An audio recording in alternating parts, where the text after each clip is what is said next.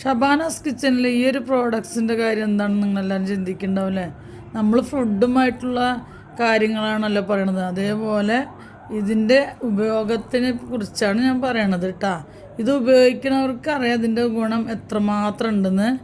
അപ്പോൾ നമ്മുടെ ഫുഡ് വേസ്റ്റൊക്കെ പല്ലിൻ്റെ ഇടയിൽ പോയിരിക്കുമ്പോൾ നമ്മൾ ടൂപ്പിക്ക് അല്ലെങ്കിൽ ഒരു സാധാ നൂലിട്ട്, ചിലർ ഇതൊരു ത്രെഡാണ്, അതേപോലെ സാധാ മിഷ്യൻ നൂലൊക്കെ ഇട്ടിട്ട് ചിലവർ നമ്മൾ ആ വേസ്റ്റിന് പുറത്തേക്ക് എടുക്കും.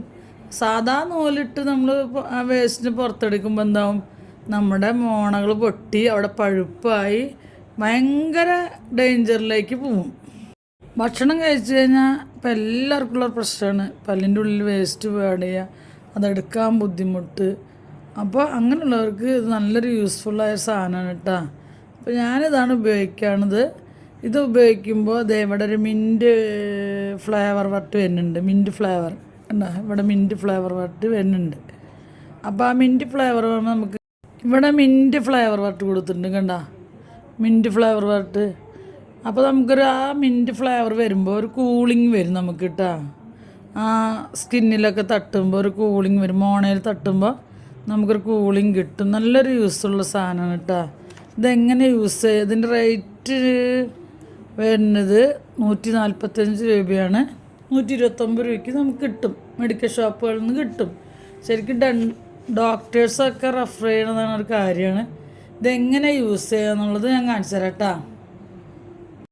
നമുക്ക് ആദ്യം ഇത് ഓപ്പൺ ചെയ്യാം. ഇത് പല ബ്രാൻഡുകളും വരുന്നുണ്ട് കേട്ടോ. ഞാനപ്പോൾ വേറൊരു ബ്രാൻഡ് ഉപയോഗിച്ചിരുന്നു, അപ്പോൾ ഈ ഒരു ബ്രാൻഡ് മാറ്റി നോക്കാട്ട് ഇതേ. അത് കഴിഞ്ഞ് നമ്മൾ ഈ ത്രെഡിനെടുത്തു, എന്നിട്ട് ഇതേപോലെ ഒരു കെട്ടിട്ട് കൊടുക്കണം കേട്ടോ.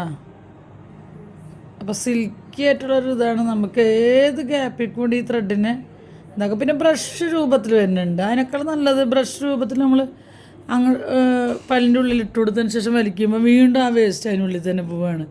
അതിനേക്കാൾ നല്ലതേ ഇങ്ങനെ നമ്മൾ അതിന് ആവശ്യമുള്ള ത്രെഡ് എടുക്കണം കേട്ടോ. ഇതേപോലെ എടുത്ത് പൊട്ടിച്ചെടുത്തിട്ട് നമ്മൾ പല്ലിൻ്റെ ഗ്യാപ്പിൽ കൂടെ